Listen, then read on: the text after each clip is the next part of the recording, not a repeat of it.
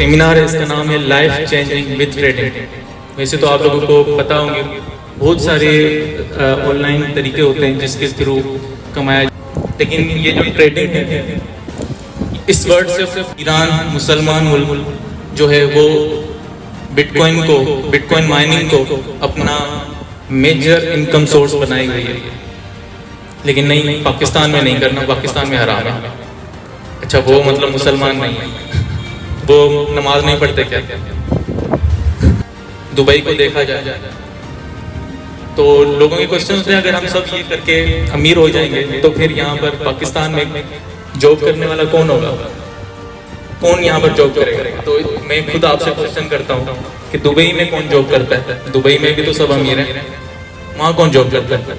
वहाँ आपको बुरा लगेगा सुनते हुए, लेकिन वहाँ पे हमारी जैसी आवाम, पाकिस्तान की आवाम, इंडिया की आवाम, नेपाल, फिलीपाइन, गरीब आवाम वो काम करते हैं वहाँ पर। तो ऐसे ही अगर हम अमीर हो जाएंगे तो इस तरह कई गरीब ममालिक हैं जो कि हमारे लिए काम करेंगे। इन्वेस्टिंग वर्सेस ट्रेडिंग इवेंट है ट्रेडिंग के हिसाब से, लेकिन इन्वेस्टिंग वर्सेस ट्रेडिंग इसको खुलासा देना बहुत ज़रूरी है।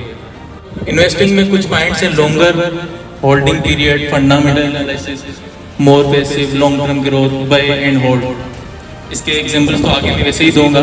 और जो ट्रेडिंग है, short holding period, technical analysis, buy and sell, quick. तो ये अगर आप डे ट्रेडिंग करते हो, मतलब कि बाय सेल कंटिन्यू जल्दी करते रहे तो उससे आप ट्रेडिंग करते हो कहते हो। ट्रेडिंग में भी अगर आप एक ट्रेड को 2 दिन 3 दिन तक चलाते हो, वो भी ट्रेडिंग में आता है।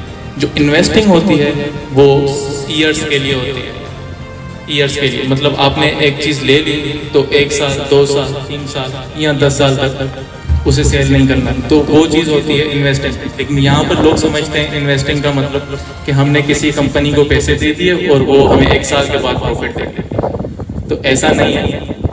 ट्रेडिंग में भी इन्वेस्टिंग होती है जिसमें आप स्टॉक्स, शेयर्स लेते हो किसी कंपनी के लेते हो, जिसमें कंपनी ग्रोथ करती है तो आपके पैसे ग्रोथ करते रहते हैं। डिविडेंड भी होता है जो क्वार्टरली बेस पे मिलता रहता है, अगर कंपनी दे रही है तो, नहीं देती तो फिर आपके सिर्फ पैसे ही ग्रोथ करेंगे। तो इस तरह इन्वेस्टिंग और ट्रेडिंग में डिफरेंसेस होते हैं। स्पेक्यूलेटर, इन्वेस्टर, अगर पाकिस्तान में अवाम 1-2% जो ट्रेडिंग कर रही है तो उसमें से भी 90% स्पेक्यूलेटर है, ना ही वो इन्वेस्टर। तो अच्छा है, एक चीज़ को समझ कर देखो, समझ के करो तो आपको फायदा होगा।